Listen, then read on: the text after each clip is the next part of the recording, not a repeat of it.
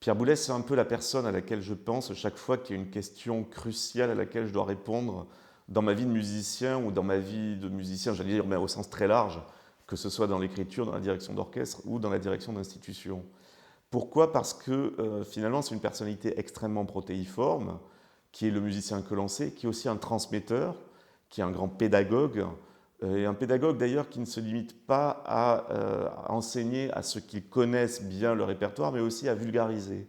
Et donc finalement, on a peut-être les êtres musicaux les plus complets qui soient, et quand on touche à plusieurs métiers, ce qui est mon cas depuis quelques années, eh bien, chaque fois qu'on se retrouve dans une impasse ou dans une réflexion où on se dit comment combiner les choses, ou comment les choses doivent se nourrir, eh bien, je me dis, tiens, que ferait Boulez dans la même situation?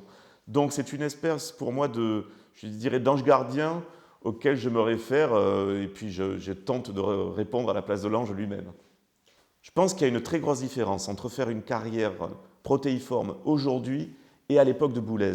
Parce que finalement, ma génération bénéficie d'abord du modèle boulésien, mais je dirais aussi des institutions boulésiennes. C'est quelqu'un qui a énormément travaillé pour la création d'institutions, je pense à l'IRCAM, à l'ensemble intercontemporain, qui a aussi beaucoup travaillé pour une forme de banalisation de la création. On joue de la musique contemporaine dans les orchestres classiques et pas uniquement dans les formations spécialisées. Et donc, il y a chez Boulez ce combat, cette résistance face à une société qui n'était peut-être pas totalement prête à accueillir la création musicale au sein des institutions, je dirais, les plus traditionnelles, alors que ma génération arrive avec une grosse partie du travail déjà fait. Donc, bien sûr qu'on peut se dire, il y a un modèle boulésien de la polyvalence qui est appliqué à des jeunes musiciens, des jeunes compositeurs, des jeunes chefs d'orchestre, mais en même temps, on ne peut pas imaginer, à mon avis, ce qu'était la dureté du combat de Boulez quand lui avait 25, 30 ou 40 ans. Je crois que finalement, quel que soit l'éventail des activités que l'on pratique, il y a toujours une dominante.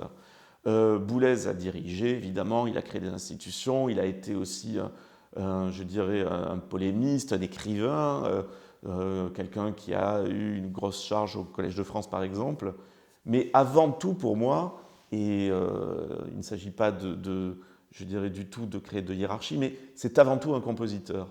Il faut bien se rendre compte qu'en fait la composition c'est le métier qui donne accès à tous les métiers de la musique.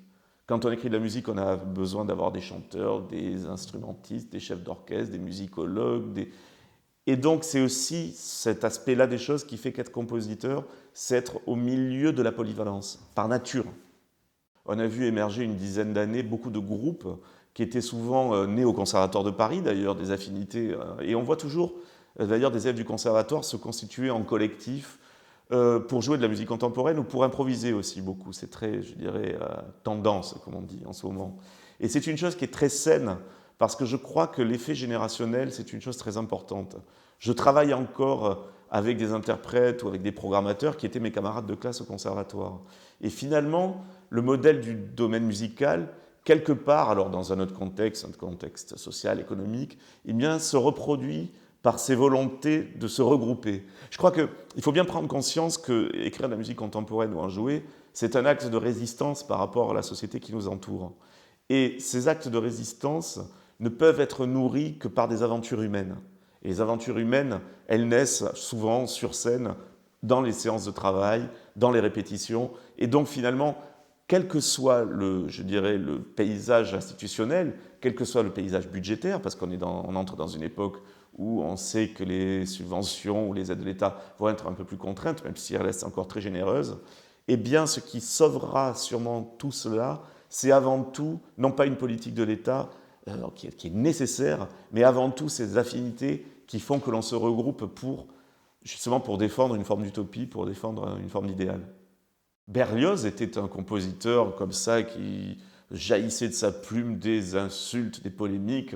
Bien, Boulez a ce côté très berliozien, et heureusement, le robinet d'eau tiède qu'on essaie maintenant de nous faire passer pour la politesse, alors qu'il n'y a rien de plus impoli que la neutralité, eh bien, on a besoin aussi de Boulez pour penser que ces combats sont importants.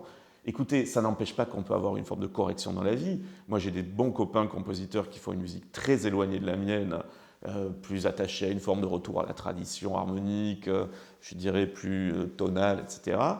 Ça peut être de très bons amis dans la vie, on peut aller au restaurant ensemble, Mais par contre, Dieu sait que j'ai besoin de ma liberté et à un moment de dire, mais attention, ce que vous faites est une erreur, vous vous trompez, et c'est tout à fait normal. Et eux-mêmes disent la même chose de moi. C'est très sain. La seule chose, c'est que Boulez n'a pas eu à subir les querelles souvent injustes et souvent, je dirais, d'une violence inouïe qui sont trimballées maintenant par les réseaux sociaux.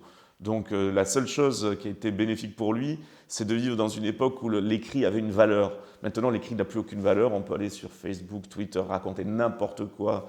Et évidemment, les choses se propagent à la vitesse de la lumière. Donc heureusement qu'il n'a pas eu à faire face à ça. Mais heureusement qu'on a eu des polémistes comme lui et des gens animés d'une certaine violence. C'est important. Est-ce que Beethoven était un type consensuel? Est-ce que Mozart était un type mou? Est-ce que Schumann pensait juste à parler des fleurs dans les jardins et des oiseaux dans le ciel? Mais heureusement que non. Est-ce que Debussy était un mec sympa? Je pense pas. Mais on ne lui demande pas d'être sympa, on lui demande d'écrire Péléas. Je crois qu'il faut se battre contre des préjugés. Il y a un préjugé très général sur la musique de Boulez qui serait une musique finalement, je dirais, presque austère, alors qu'elle est la luxuriance, elle est la sensualité incarnée. Et je crois qu'il faut juste, à un moment, dire aux auditeurs, écoutez, aimez, n'aimez pas, mais écoutez de façon, j'allais dire, presque neutre. Écoutez et laissez-vous emporter ou pas. J'ai enregistré une émission pour la radio qui justement va être diffusée prochainement sur Boulez et le plaisir. Et je trouve que cette notion d'hédonisme, elle est très présente dans la musique de Boulez. Quand on écoute sur un CIS, moi j'ai dirigé cette pièce avec beaucoup de plaisir l'an dernier, eh bien on est complètement emporté par cette espèce de flûte tellurique qui vous saisit, et puis on arrive comme si on était face à des murs, tout s'arrête, on est dans une contemplation, on ne sait plus où on est. Je pense qu'on n'a pas du tout là la moindre notion d'austérité ou de quelque chose de refermé sur soi. Au contraire, on est dans la jubilation, mais cette jubilation boulésienne, elle est très facile à appréhender. Donc, si j'avais un conseil à donner aux auditeurs pour une première audition des œuvres de Boulez, c'est vous avez le droit de ne pas aimer, mais vous avez aussi le droit d'aimer. Voilà.